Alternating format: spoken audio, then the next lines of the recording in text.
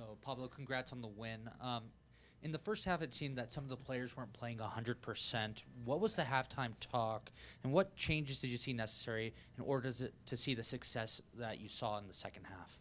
Yeah, I thought we were very laborsome with our possession across the back that usually ended up going back to Gavin. And it's twofold. One, we're not scanning well enough before we receive the ball, and we're trying to make our decision when we touch the ball, right? And if you want to gain any kind of advantage, you have to know where you're going before you get the ball.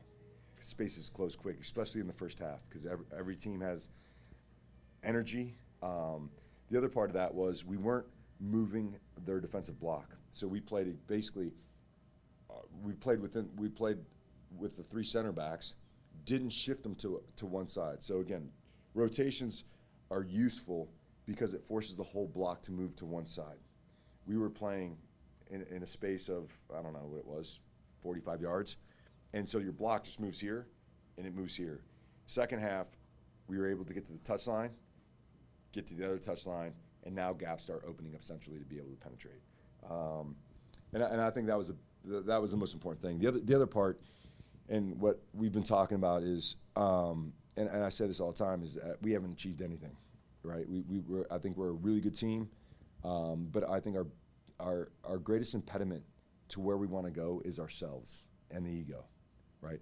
You saw in the first half a bunch of players, after we score the goal, playing as individuals. When we're at our best, we're playing as a team, and what you saw in the second half, the ball's moving, people are making selfless runs beyond to pull the team back.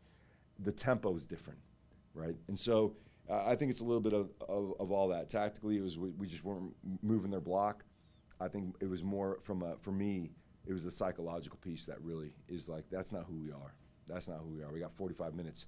And I told them, I said, the soccer gods are on our side, because with that performance, you're still in this game. And now we got to capitalize. These moments come very few in a season. We got to put our stamp on this game, go out with the right mentality, move the ball quick, have better reactions when we turn the ball over, and defend like we want to win the ball. And again, credit goes to the guys for we can talk about it all we want, but it's really about execution. And the guys found solutions to problems on the field. And I think that's a big step for our group.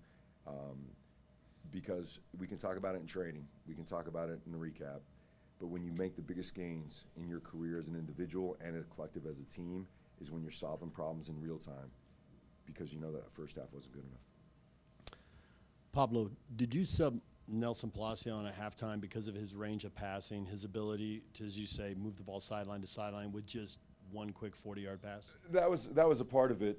Again, I felt like, there's so many variables to all this stuff, but I just felt like Emeka and Ojeda looked a little bit fatigued, right? It was real laborsome in the movements to find pockets, and then when we got pockets, taking too many touches to get the ball and break lines again.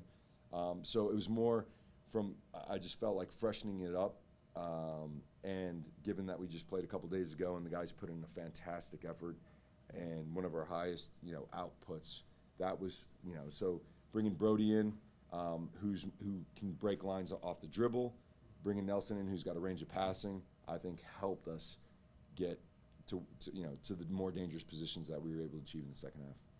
It's not official, but the news has leaked out, and a lot of people have heard that Diego Luna isn't going to the Olympics. Any accident that he had a goal and 3 assists? Can you connect those two things? It's just, again, I think it's just, what do they call it, poking the bear, Like, I think he plays with, he's a player that plays with a chip on his shoulder. And tonight, in particular in the second half, again, was doing a lot of selfless running. And the goal that he scores is everything that we've been talking about, is not drifting off and dropping in the midfield to get the ball. It's putting yourself in a position to score goals. And so I think tonight, what was it, a goal and 3 assists. So credit to Diego for his endeavor and really his quality. And again, selfishly for me and the rest of our team, we got a top caliber player that's going to be available for the next 20 games. On the goal Katrana scored, was that off the training ground, or was that just two guys saw an opportunity and took it? That was me telling Alex to get to the left side and Luna playing him a good ball. Well, I did tell him that, but it wasn't from an attacking standpoint.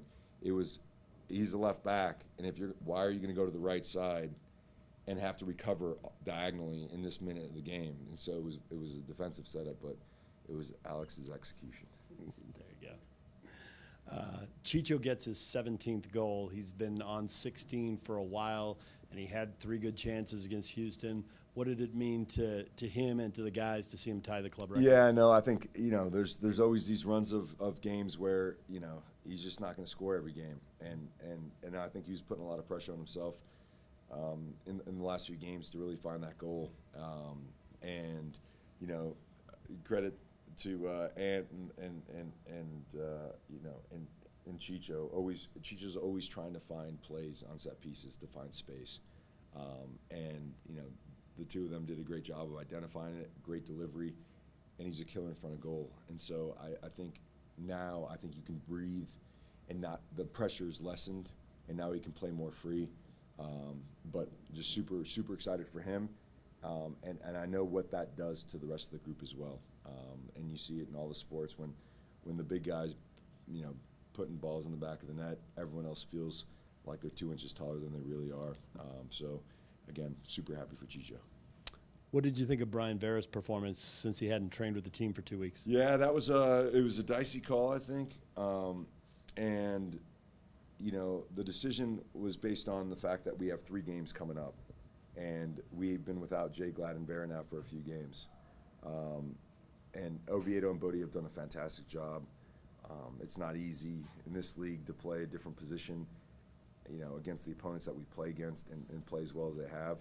But the thought was, get him 60 minutes this game, have a good week of training, and now at least from his own psychological standpoint, he can now get it done, and he can play 90 next week in lieu of a 3-game week. But I thought his performance was really good. I mean, he's been literally training on a treadmill for 10 days, and that is not football. That's making sure your heart's still working. So the decisions that he made, the positions that he took, I thought were really good, and I think it shows growth from his level of professionalism to be able to come back in and contribute the way he did. You have seen these teams sitting really compact against you, and Montreal, the Galaxy. You got the early goal in this one. Those ones were shutouts. Is that something the club has to continue to work on? Is that a little bit of an Achilles heel right now? Yeah, again, I think it goes, ball speed is huge. The tempo of the way we play is huge. So, again, if they're just standing there, the tendency is to want to provoke. But, we want to provoke with speed. And we want to provoke to get a forward to come to find our third center back, to then provoke 30 yards of space, to then play it out wide. We want to go with tempo. And again, those rotations are critical to move a low block. You have to rotate the ball because teams that are going to sit are fine moving 15, 20 yards. What's really hard is moving 30, 40 yards. And the other part of that is I think we have to do a better job of switching the point of attack. And more from when it comes to from our right side and we have an overload on the right side, Alex is naked all the time. And if we can get that switch once or twice, now teams don't know, the right back on the weak side won't rotate as much. And when they don't rotate, now you have the central penetration. So you're always playing, you're jabbing with your left to set up your right? And I think we just have to do a better job of that. You mentioned earlier you thought the team was tired. I know people are waiting either for a ball over the top to Gomez or the ball played to his feet, and then he puts a move on somebody and blows by him. But he's played so many minutes. Do you still have that expectation for him, or? No, and that's what we talked about at halftime. We need Crooksey to run behind. We need Diego Luna to run behind. And we need Chicho to run behind. It just can't be all Andres. And again, that's what I'm talking about playing for the team. If we have 11 guys coming back to the ball, they can condense their defensive block. They can squeeze it because they just know. And it's so easy to defend when some guy's receiving it with his back to goal. Now, you stretch them a couple times this way, stretch them a couple times this way. Those gaps will open up because they're fearful of the one behind that can actually punish them. So I think it's more of a collective.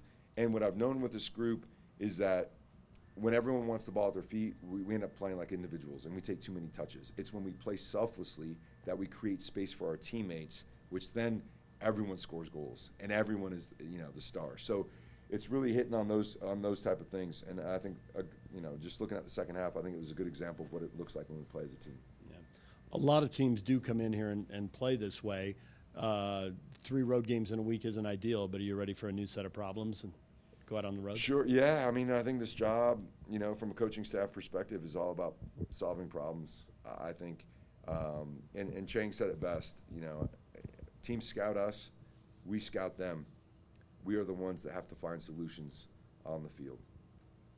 And there's going to be there's going to be a lot of problems in 3 games on the road. And if we have the right type of mindset, there's no doubt in my mind that I feel like we can come away with some results on the road. Let's go to Sydney on Zoom.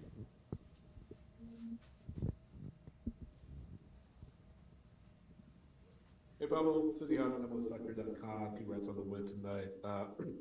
My question was actually about Diego. It was answered earlier, but you mentioned he plays with a chip on his shoulder. You mentioned kind of a matter of poking the bear. What conversations did you have with him today, if any, about the reports? So they kind of trickle out. Well, again, I had a conversation with Diego, and I give the same advice to every single player because, again, I can give advice through my experiences, but I have not walked a day in their shoes. And the only advice that I ever give players is, if I ask you to close your eyes in this moment, what do you feel? And that's really it. And I say, because again, at the end of the day, you have to be honest with you. You have to be true to yourself. There's no one else in this life that is more important than yourself, right? Because if you don't look after yourself, who does? And Diego, I'll let Diego speak to that. I don't want to put words in his mouth, but that was my advice to him: is that this is about you. This is not about, and then I'll let him, again speak to his decision. But again, I think Diego's a guy that's hungry. Diego's a guy that wants to play at the highest level. He holds himself to an extremely high standard, and has been an integral part of everything that we've been able to achieve this year. All right, guys, we're going to have Chicho in here next. Thanks, Pablo. Thank you.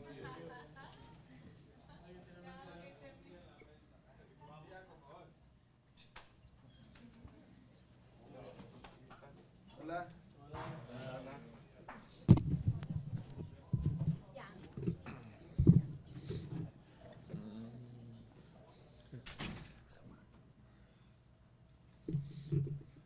Chicho, buenas noches. Felicidades por la victoria y el gol. ¿Cómo se siente estar metiendo goles otra vez? Congratulations for the win and your goal. How does it feel to start being on the score sheet again? Bien, contento. Yo creo que venimos trabajando bien. Lo importante es que el equipo ganó, que venimos ganando, entonces es lo primordial y bueno, muy contento también por el gol. Very happy to score a goal, but obviously the most important part is that the team's doing good, so I'm happy that the team's doing good. Y ese gol empató a Álvaro Saborío por el récord de goles en una temporada para el Real Salt Lake. ¿Cómo se siente lograr ese récord en su tiempo aquí? So with that 17th goal, you tied the all-time RSL scoring in a season. How does it feel to accomplish that? Contento, orgulloso,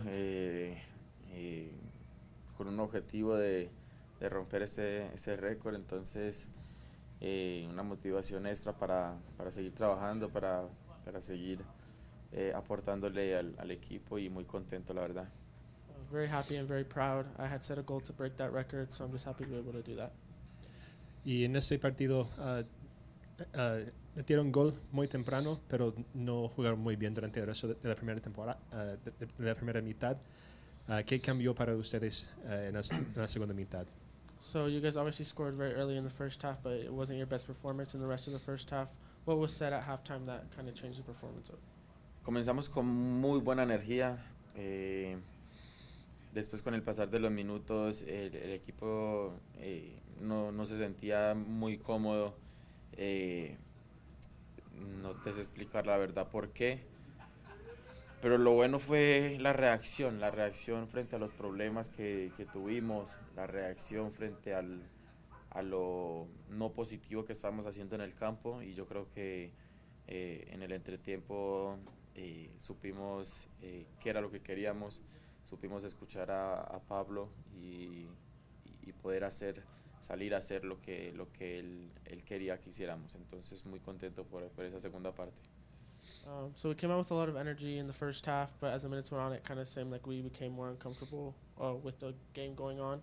But what's important here is the reaction. We went into halftime knowing what we needed to do, knowing what we wanted, and knowing what Pablo wanted us to do. So just happy to be able to get the result. Chicho, bueno, felicidades por el gol nuevamente.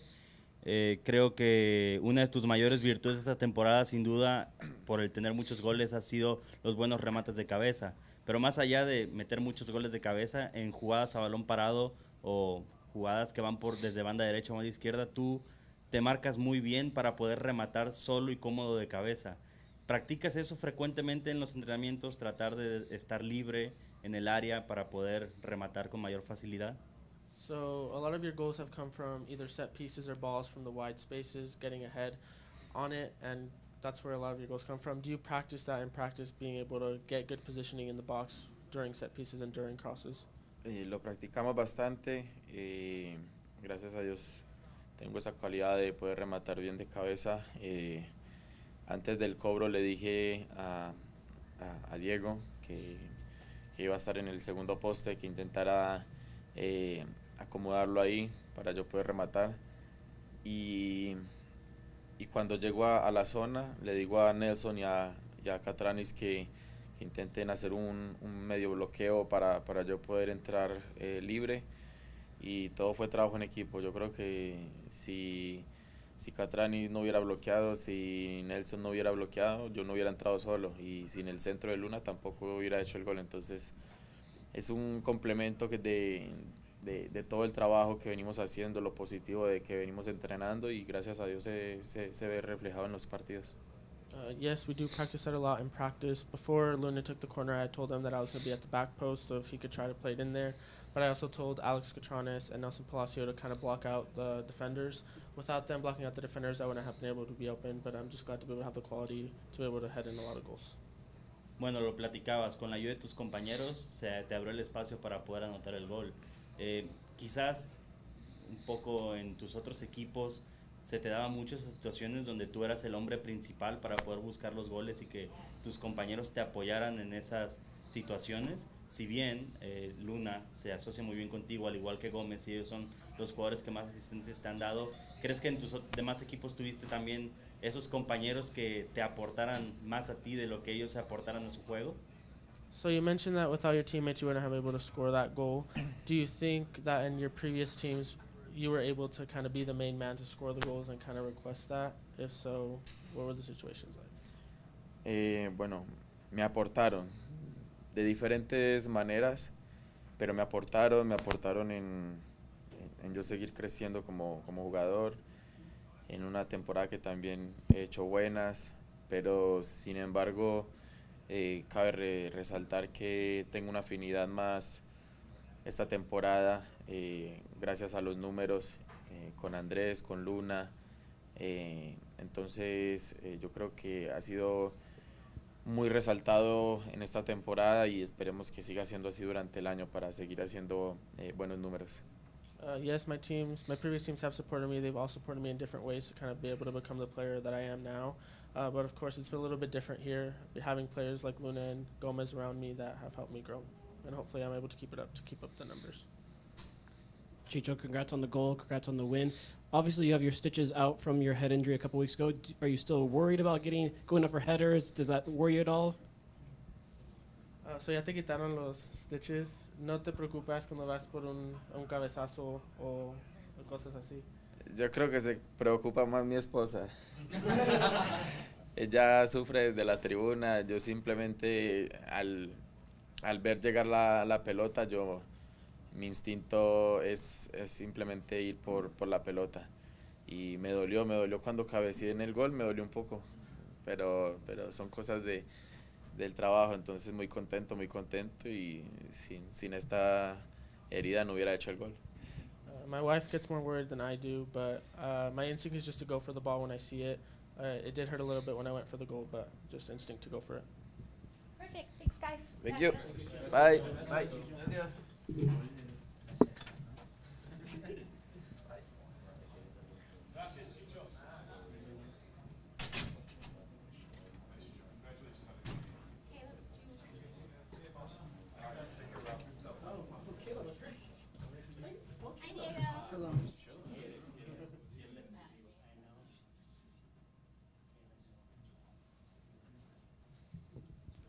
get us started, Caleb? Okay. Congrats on a great performance tonight, Diego. 3 assists, the goal. Can you just maybe talk to us a little bit about your mentality coming into this one and what it took to get a great one tonight? Yeah, I think it's just the same thing, finding my stride again, feeling good, maybe a little bit change of routine and kind of fixing things on the mental side and finding what works for me. And yeah. We asked Pablo a little bit about the news that came out today about not being on the Olympic roster. He used the term they poked the bear with not including you on that. And I was curious if you had any comment on that front. No, nothing really. I think decisions are made all around, soccer, different teams, different coaches. Nothing really can do about it. And I think other than that, I think I'm grateful to be here and to be able to stay here with RSL in this great run of form and continue to do stuff like this and hopefully more, right? So I'm happy, focused. I'm here with RSL, and I'm going to continue to work hard. And then lastly, you're in 3rd place in the entire league right now in assists with 12. You've really just, yeah, you Okay. are just behind Messi and Acosta. So I'm just curious, maybe what do you feel like this year has been special and helped unlock that part of your game to increase those numbers? Yeah, I think it's just about finding my stride. I think really it's just I think I've never had things, finding what works for me and routines, and whether it's not a routine, whether it's me just being free. And I think it's tapping into that side of the thing, and of course the mental side, being in a great mindset and staying positive and making sure there's no things blocking you and stressing you out outside of the soccer. And I think that's definitely helped me, and that's stuff that I'm focusing on and as I'm growing. So I think that's definitely something that's helped me, and of course being unselfish and knowing when to be selfish and when to not be selfish and it's working. I like your shirt, by the way. Thank you. Yep. Anyone in the Zoom having? Oh, Sean. I actually did just want to follow up a little bit with some capital J journalism on the sweater. Yeah. First of all, a lot of inquiring minds want to know where you got it. Yeah. And then second of all, are you superstitious because you put in a performance like that? I think you might have to wear that going forward a little bit. No, I think where I bought it, as in where I bought it? Yeah, where you got it. Box Lunch. It's a great store. Yeah, and I think, no, I wear it because of my son. It's all he watches. So I think it's, for him. And then you saw the celebration after. If you watch the show, it's the dad that does that dance. So I think it's, just a little fun thing. Yeah. Anyone else in the room before we move on to Zoom? Sydney, go ahead. Hey, Diego, Sydney Hunt, MLSsoccer.com. Congrats on such a great performance tonight. And then you mentioned the Olympic news. When it first came out that you weren't selected to the 18-man roster, I'm sure there's disappointment around that. How did you manage that disappointment in the moment when you heard about it?